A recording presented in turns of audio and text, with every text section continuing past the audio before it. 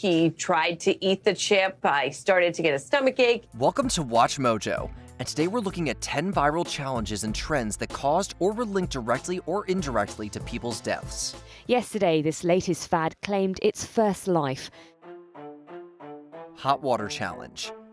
Drinking hot water isn't necessarily dangerous. However, this was on a different level of unsafe. She was just a happy kid. In 2018, a viral challenge spread in which participants would either pour boiling water on someone or drink boiling water through a straw.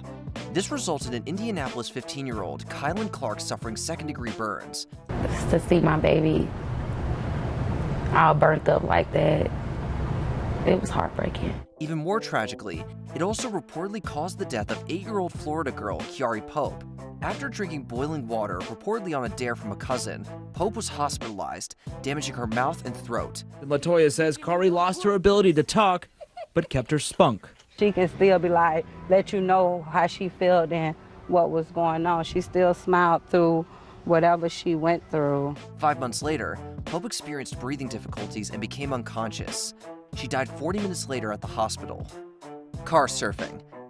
This dangerous act has been around since long before the days of social media, but it's a trend with unfortunate longevity. Douglas County deputies actually caught a couple of kids, teenagers, out here on C-470, out on the highway. Car surfing involves riding on the outside of a car or other vehicle being driven by someone else. Though participants might think this is a harmless way to play daredevil, it is completely unsafe under any circumstances. A very dangerous and life-threatening activity. Don't give in to the peer pressure. In 2023, a 16-year-old in Colorado died after sustaining intense injuries when the car he was hanging out the back window of rolled over.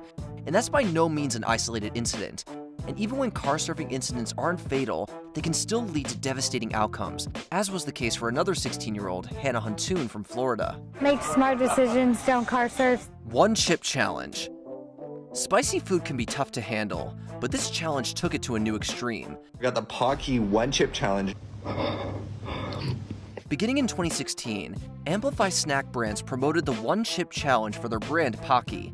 For this challenge, participants would eat a tortilla chip flavored with the extremely spicy Carolina Reaper and Naga Viper peppers.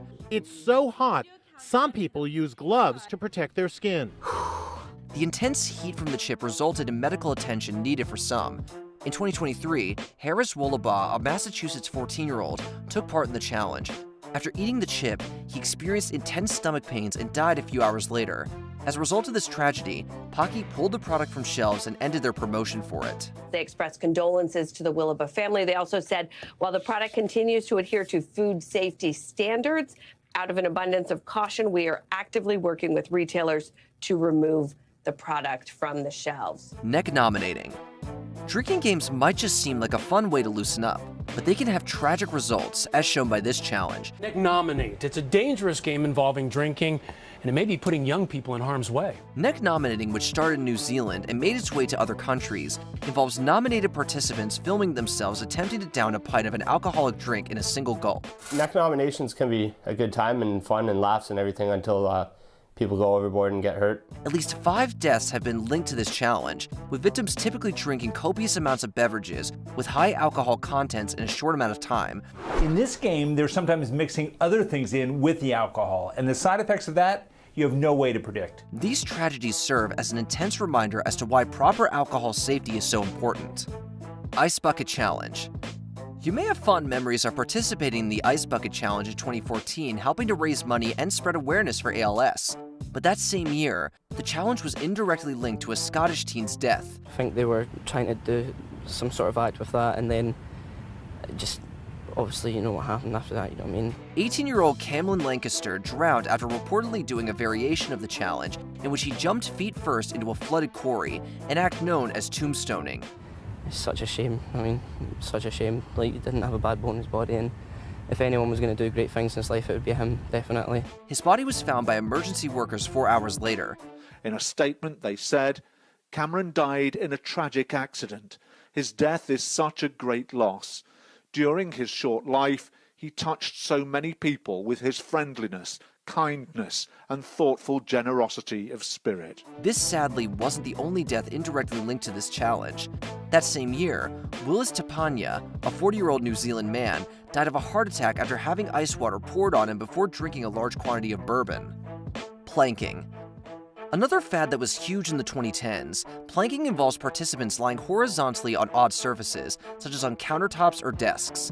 For the most part, it was just a fun excuse for people to take some silly photos. However, some participants took the challenge too far, planking in rather unsafe situations. Acton Beale, a 20-year-old Australian man, died after falling from a 7-story balcony railing he was attempting to plank on. My understanding was that he had put his feet outside of the balcony and was preparing to lay on the balcony rail, and he overbalanced and fell to his death. Among those who commented on this tragic death was then Australian Prime Minister Julia Gillard, who offered a crucial reminder about why it's so important to prioritize safety above all else. Everybody likes a bit of fun, but focus has to be on keeping yourself safe first. Happy slapping. Don't let the name fool you, there's nothing remotely happy about this 2000s fad.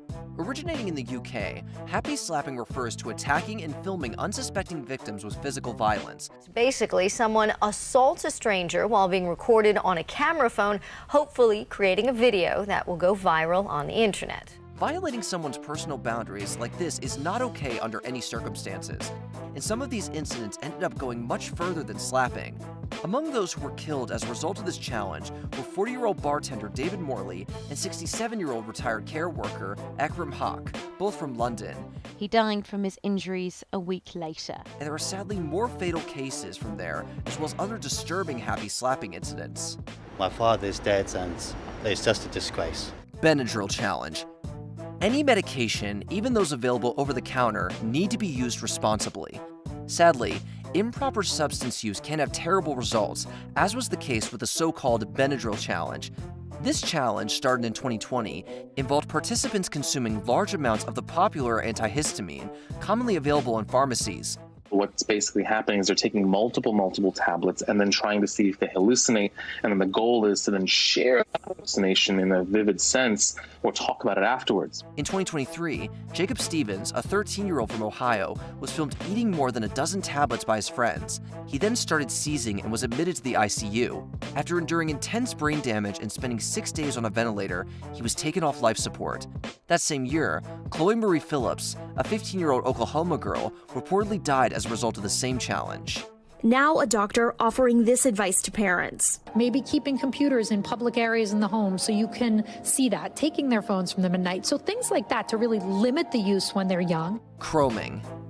Inhaling chemicals from common household items is not a new trend.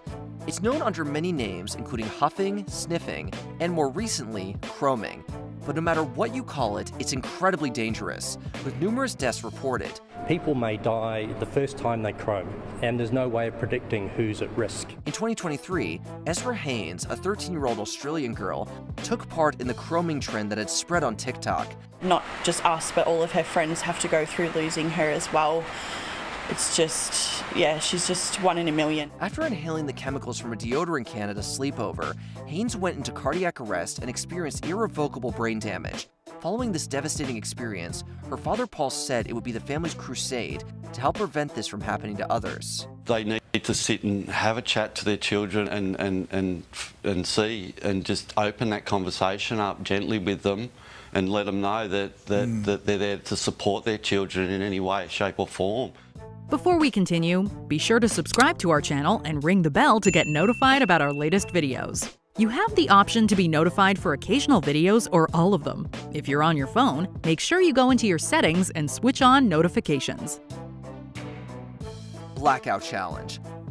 Oxygen deprivation is one of the most dangerous things for someone to experience, but it was the purpose of this viral challenge. If you see something online and you see people framing it as fun or a challenge or something interesting, you're sort of gamifying the particular thing and decreasing people's perception of the risks. Those similar challenges have reportedly existed since the 90s. The Blackout Challenge spread via TikTok in 2021. Participants would try to suppress their breathing for extended periods with fatal consequences. It's very hard for all of us. At least 20 children have reportedly died from this challenge, many of whom were 12 or younger. TikTok was also served with multiple lawsuits related to the challenge. We don't want no other children out there to be the statistics of this situation. Though these suits were dismissed, the platform has blocked users for searching videos related to the challenge. Instead, a warning message is shown. What do you think should be done to prevent deaths from viral challenges? Let us know in the comments. Check out these other clips from WatchMojo, and be sure to subscribe and ring the bell to be notified about our latest videos.